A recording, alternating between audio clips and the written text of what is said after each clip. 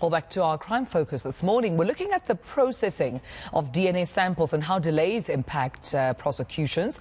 Many NGOs and crime experts are calling for the DNA backlog to be dealt with. And they say delays are impacting the fight against gender-based violence and sexual assault. But speaking to us now is Vanessa Lynch, Director of DNA for Africa. Vanessa, thank you for your time and good morning to you. How bad is the backlog when it comes to DNA?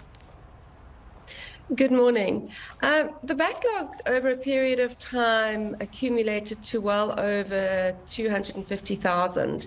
And last year in November, they did say that there was going to be a zero backlog by 1st of November this year. We haven't really had much transparency from the police in terms of how they have reduced that backlog. But they did ring fence that particular numbers. So we mustn't forget that every month, whilst they're reducing the original number, which was the backlog, we've got new cases coming in. I'm hoping that they will, maybe in releasing the crime stats today, maybe they will release a figure in respect of how much they have reduced that original number from the backlog. Now, that would be important information to analyze because surely there is an impact in DNA processing delays and backlogs. There is an impact on prosecution on this, right? Absolutely, there is. And especially in sexual violence cases. I did see in the news the other day that the minister had prioritized 12,000 cases. I'm not sure exactly how they prioritize cases. Perhaps those cases that are expecting to go to court and they need those DNA results, I would imagine that those cases would be prioritized. I do think there needs to be more transparency.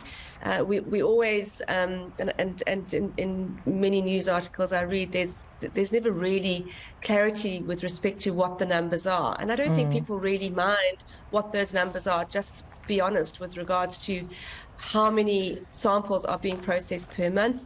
Are they reducing the backlog? How long do they think they'll take to reduce the entire number of samples that are being received? And how many of those are actually getting to court? So we do need some form of dashboard, and I've called for this previously, where we can actually assess how they are doing with regards to reducing that particular backlog. But also, Vanessa, in just understanding the problem, why this DNA processing backlog in the first place? Well, they withdrew funding over a period of almost 2 years, and they were also investigating a number of contracts which may or may not have been illegitimate. So once they had pressure on them, they eventually allocated, it was almost 250 million rand back to the laboratories at the end of last year. So this allowed the laboratories to start functioning again.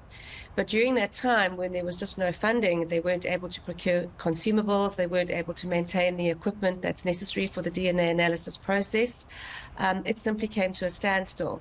And obviously, with the high crime rate we have in this country and the number of crime scene samples that are being received at the laboratories, as well as our laws, which mandate that arrestees and hopefully soon convicted offenders have samples taken, there was just this accumulation, a massive accumulation of samples that weren't being processed. Right. So that's what happened. So whilst we're moving in the right direction, we're certainly nowhere near where we should be with regards to reducing that, and we should look at alternatives. Yeah, and that was my next question just before I let you go. I mean, what do you recommend can be done? And is it even possible to get to a point whereby we don't see this backlog? It's in its hundreds of thousands. Yes, on one end, the backlog may be reducing, but surely that doesn't mean that new cases every day aren't recorded or DNA, samples aren't, taken every day. So what do you think it would take to get to a point whereby we don't have this backlog anymore?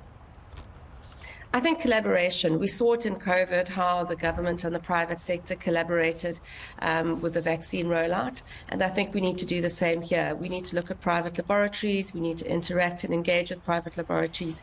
It's certainly for a certain period of time to see where they can assist. A number of private laboratories do have the capacity to process at least reference samples from convicted offenders and arrestees, and I think it's imperative.